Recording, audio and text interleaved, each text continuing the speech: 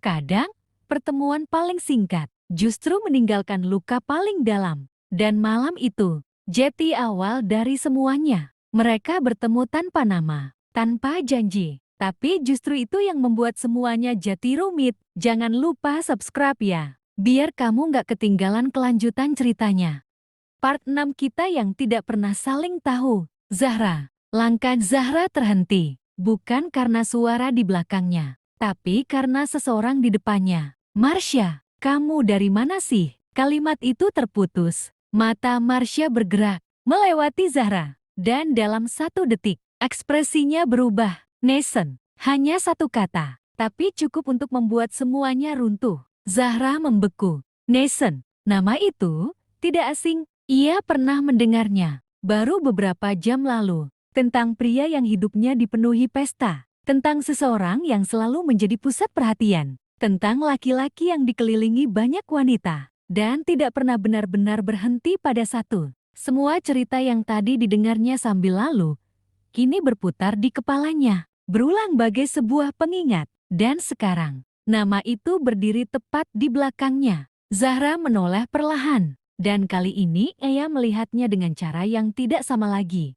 Gambaran tentang siapa Nathan yang ia peroleh di awal pesta membuatnya merutuki keputusannya waktu yang lalu. Bukan pria yang tadi duduk bersamanya di dapur. Bukan seseorang yang membuatnya merasa nyaman. Tapi Nathan, seseorang dari dunia yang sejak awal ingin ia hindari. Langkahnya mundur 1. Semua yang tadi terasa hangat, tiba-tiba berubah menjadi sesuatu yang salah. Nathan melangkah mendekat. Hei, tapi Zahra kembali mundur. Refleks. Nathan berhenti. Kebingungan jelas terlihat di wajahnya. Baru beberapa menit lalu, mereka begitu dekat. Sekarang, Zahra terlihat seperti ingin menjauh sejauh mungkin. Hei, suaranya lebih pelan sekarang. Seolah ia sendiri tidak tahu harus memanggil siapa yang sedang ia kejar. Zahra menggalang. Jangan. 1 kata itu jatuh pelan. Tapi cukup untuk memutus semuanya. Hening. Zahra menatapnya. Dan sejak pertemuan pertama mereka tadi, ia baru melihat dengan jelas perbedaan di antara mereka. Lampu pesta, pakaian mahal, dunia yang tidak pernah ia miliki, dan dirinya yang bahkan harus berjuang untuk sekadar bertahan. Jati, suara Zahra lirih. Ini yang kamu lakukan di setiap pesta. Nathan mengernyit. Apa maksudmu? Zahra tersenyum tipis, tapi matanya tidak mendekati orang yang bahkan tidak kamu kenal. Ia menelan pelan, lalu mempermainkannya dan kemudian pergi seolah itu hal biasa. Nathan terdiam. Ia ingin menyangkal, tapi kata-kata itu tidak sepenuhnya salah, meski kali ini bukan dia yang meninggalkan. Hingga akhirnya ia tahu bagaimana rasanya. Itu bukan cukup. Zahra memotong. Dadanya terasa sesak. Itu pertama kalinya buat aku. Suaranya pelan dan parau. Tampak jelas gurat penyesalan di dalamnya. Hening. Nathan tidak bergerak. Kalimat itu terlalu berat untuk dianggap biasa. Dan aku tahu, lanjut Zahra lagi. Itu hanya jati 1 dari banyak hal buat kamu.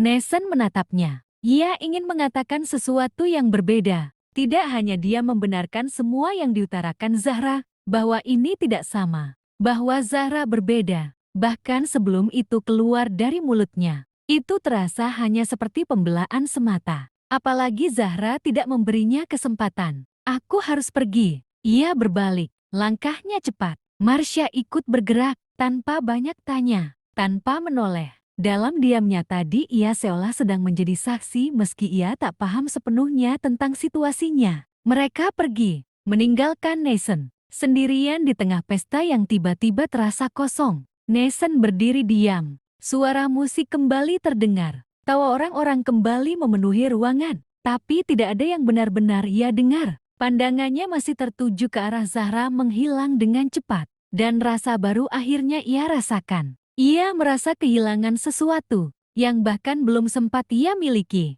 Rasanya menyesakan sekaligus menyakitkan. Ia tidak tahu nama wanita itu. Tidak tahu siapa dia, tidak tahu harus mencari kemana. Yang ia tahu hanya satu, wanita itu berbeda dan membiarkannya pergi tanpa melakukan apapun adalah suatu kesalahan yang segera ia sesali. Sementara di luar, Zahra berjalan cepat. Langkahnya tidak berhenti. Ia tidak ingin berpikir, tidak ingin mengingat, tapi semakin ia mencoba, semakin jelas semuanya terasa. Tatapan itu, suara itu, dan ciuman itu, sesuatu yang seharusnya tidak pernah terjadi. Air matanya hampir jatuh, tapi ia menahannya, karena ia tahu, jika ia berhenti sekarang, ia akan kembali. Dan itu adalah hal terakhir yang boleh ia lakukan. Malam itu seharusnya hanya satu malam, tapi bagi Zahra, itu cukup untuk membuatnya jatuh cinta dan patah di waktu yang bersamaan.